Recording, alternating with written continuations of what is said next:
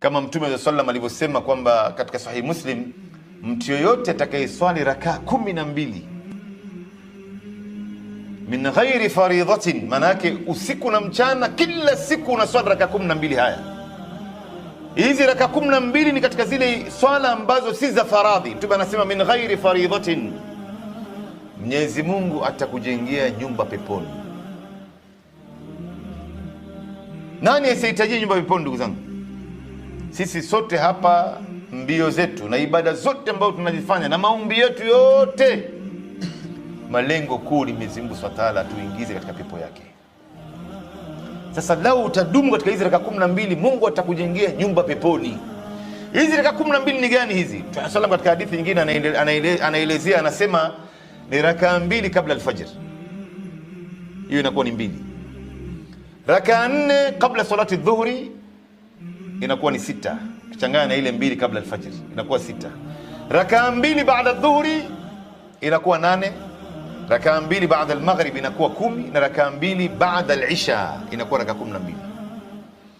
Rakaa 2 kabla alfajri, rakaa 4 kabla adhuhur, rakaa 2 baada adhuhur, rakaa 2 baada almaghrib, na rakaa 2 baada alisha. Ukidumu katika hizi katika maisha yako ya kila siku, basi Mwenyezi Mungu Subhanahu wa Ta'ala atakujengea nyumba peponi. Ambapo leo unamkuta mtu anaingia msikitini, hizi swala hata hazijui maskini. Anaswali rakaa 2 pale, unamuuliza hey, swala uloswali ni gani hii? Wengi wa watu hawajui, malasaf. Bali unamkuta mtu wakati nitakana aswali rakaa 4, sasa anaswali rakaa 2. Hajui katika swala hii unafaa kuswali rakaa ngapi kabla na rakaa ngapi baada. Sasa unakuta watu wanafanya mambo shaghala baghala, maana yake watu anaona watu wanafanya, yeye pia anafanya tu. Wewe unapofanya matendo aina yoyote kulingana na hadithi ya Mtume, ifanye inavyotakana kufanywa. Mtume sallam anasema inna Allaha yuhibbu an yara abdahu idha amila amalan an yutqinah, Mwenyezi Mungu anapenda kumuona mja wake anapofanya matendo aina yoyote ile, anafanya inavyotakana kufanywa. Si basi ionekane tu fulani anaswali, fulani anafunga, fulani anaswali swala za sunna, lakini ndivyo ndio Mtume alivyofundisha. Unafanya inavyotakana, unafanya ipasavyo. Wengi wa watu hawana habari hizo, ndugu zangu.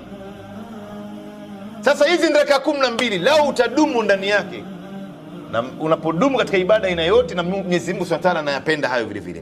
Tunasallam anasema katika hadithi ambayo ni sahih, inna Allaha anasema kwamba, anasema Mwenyezi Mungu Subhanahu wa Ta'ala anayapenda yale matendo, ahabbul a'malu ila Allahi adwamuha wa in qalla, matendo ambayo yanapendeza mbele ya Mungu ni yale ambayo yenye kudumu hata kama ni chache. Dumu ndani yake, haya ndo ambayo yanampendeza Mwenyezi Mungu.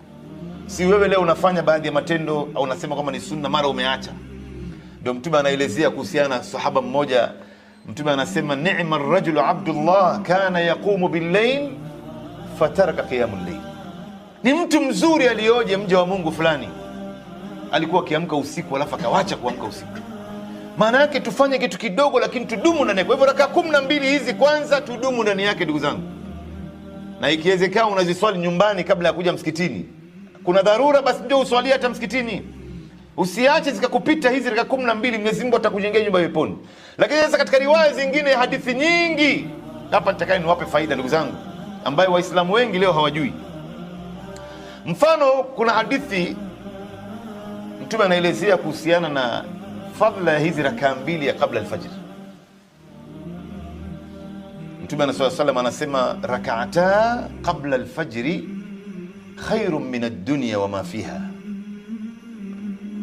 rakaa 2 kabla salati alfajri ni bora kuliko dunia na vilivyomo ndani yake. Hii dunia ina nini ndugu zangu? Hii dunia ina upepo, ina dhahabu, ina mafuta, ina vyakula, ina wanyama, ina binadamu, ina majini, ina pesa, ina magari, ina majenzi.